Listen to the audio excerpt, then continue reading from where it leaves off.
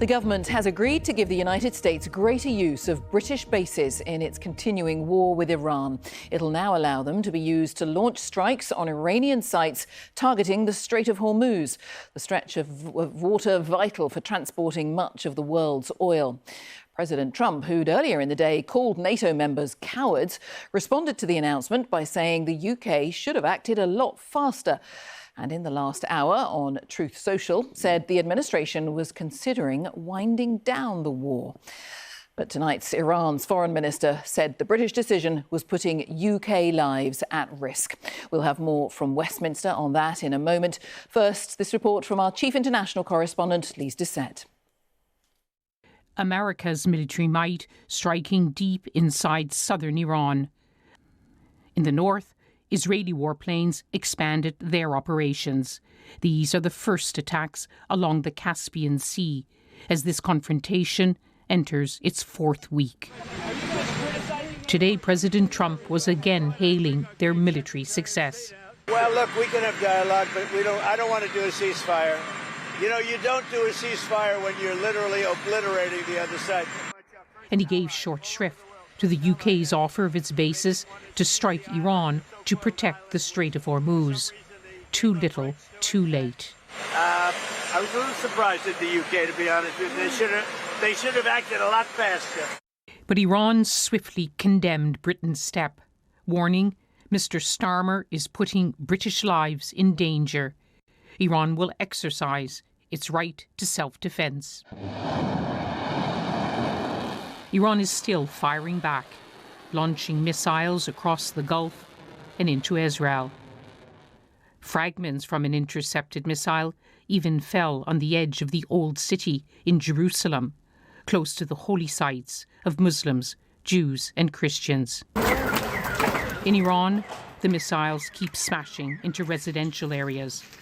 They're said to be targeting the regime's infrastructure, its top officials. But civilians are in harm's way, and they're hurting. During days which should bring the most joy.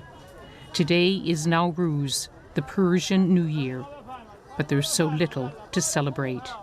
State TV broadcast a Nowruz statement from the new supreme leader, Mojtaba Khamenei, although he's still not been seen during this war. At the moment, due to the particular unity that has been created between you, our compatriots, the enemy has been defeated.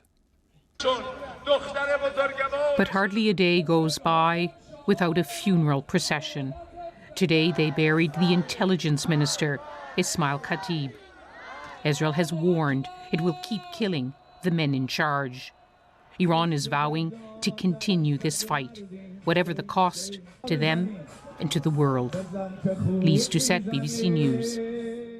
Well, let's talk more about that UK decision about the use of British bases. Our political correspondent Nick Eardley is at Westminster. And just explain more, Nick, because this is an expansion, really, of what the US is going to be allowed to do.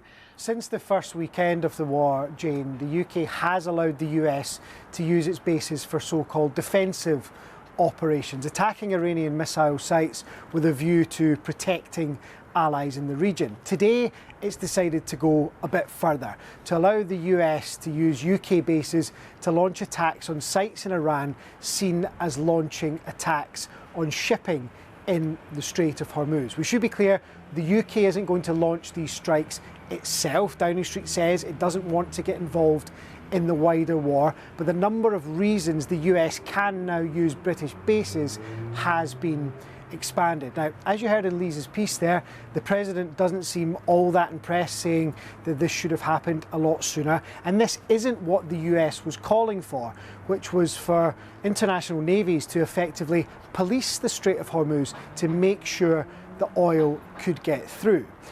The Iranians have said today that they consider the UK's position an act of aggression, and their foreign minister says tonight that the latest developments put British lives at risk. Back here at Westminster, there are some calls for the government to give MPs a vote on when the US should be allowed to use UK bases. The Conservatives have accused the Prime Minister of not being strong and decisive enough on this issue. The government is adamant that it wants to see a rapid de-escalation of hostilities, but as we've seen over the last few days, it's just as possible that the opposite happens.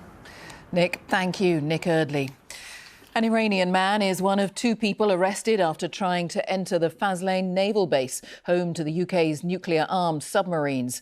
Police Scotland said a 34-year-old man and a 31-year-old woman were detained yesterday at HM Naval Base at Faslane on the Clyde.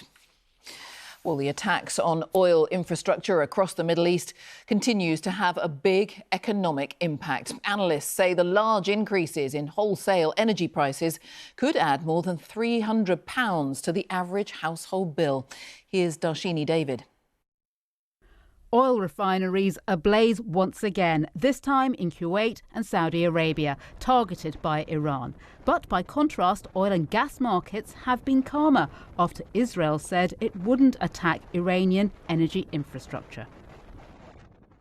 So it's a chance to reflect on what the turmoil so far could mean. Let's start with energy bills, because new predictions suggest the annual price cap for a typical dual-fuel household could rise from £1,641 in April to £1,973 in July. But it's early days. That cap is calculated over several months and things could change. And this would still be way below the level of bills that prompted the government to step in 2022 after the invasion of Ukraine. How much help could the government afford anyway?